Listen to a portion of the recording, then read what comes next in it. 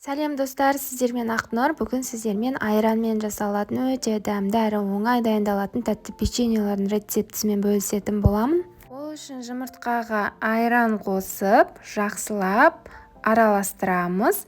Содан соң сұйық май құйып, тағы да жақсылап араластыратын боламыз. Енді қант қосып, қантты да жақсылап араластыратын боламыз.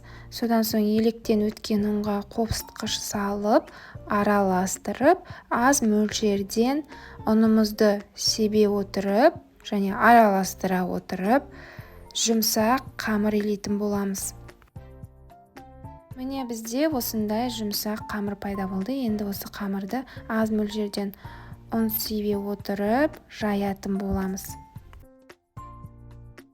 Қамырды шамамен 1 см қалыңдықта жайып алатын боламыз. Содан соң осы жазылған қамырдың үстіне қант сеуіп шығамыз. Барлық жеріне осылай қант сеуіп шығасыз да, оқтаумен осы қанттың үстін басып, тағы да жазып шығасыз.